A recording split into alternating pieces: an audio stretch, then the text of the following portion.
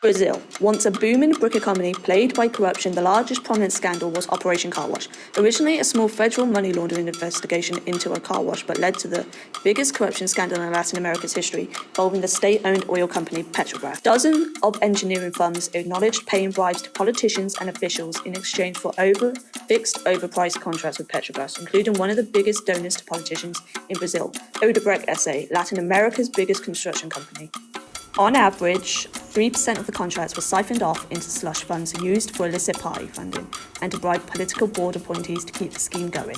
429 individuals, including 48 current and former legislators and 3 Brazilian presidents, were investigated. 18 companies and at least 11 countries, including Argentina, Colombia, Ecuador, Peru, and Venezuela, were involved. Petrobras and Odebrecht are 2 of the largest companies known in Brazil. Their involvement in the scandal led to combined fines of close to $4.3 billion for bribery. This is the largest corruption penalty given by global authorities and left 500,000. When the scandal began, the unemployment rate was just over 7%. By 2018, this shot up to over 13%. The detrimental impact on the children of Brazil is that the cost of the scandal to the Brazilian treasury was 8 times higher than the sum stolen. This sum is enough to educate 17 million children.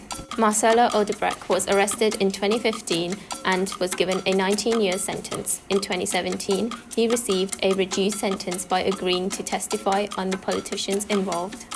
Ike Batista, the business tycoon, was sentenced to 30 years in prison in 2018 for paying more than $16.5 million in bribery to secure public contracts.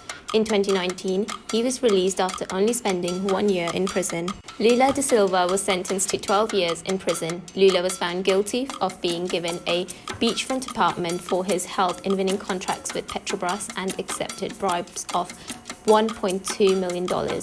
He was released after only serving 2 years. Dilma Rousseff was impeached and removed from office as she window-dressed government accounts. There's no evidence directly linking her to the scandal.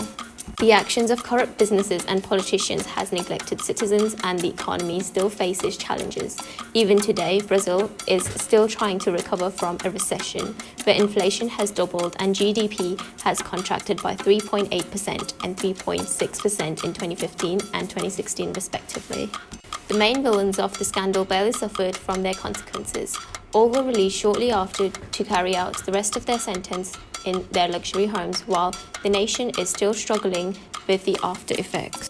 Positively, Judge Mora believes the investigation was significant enough to reduce corruption in the future, thus once again allowing the economy to thrive.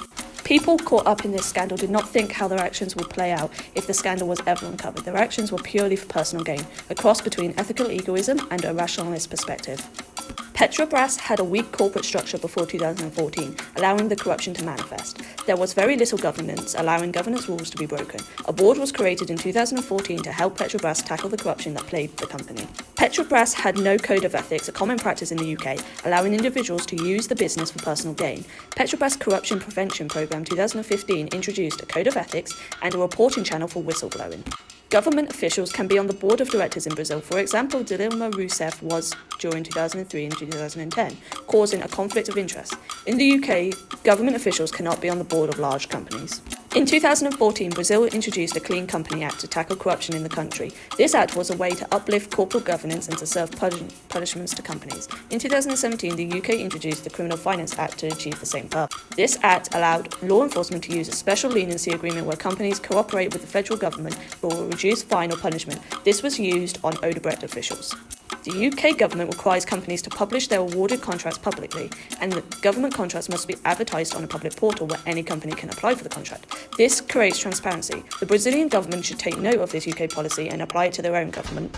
This scandal shows how important awareness is of your decisions and the consequences that follows. It supports James West's 1986 four-stage ethical decision-making model: awareness, judgment, intent, and behaviour. There is interplay between ethics and law. Unethical decisions from people involved lead to law being broken.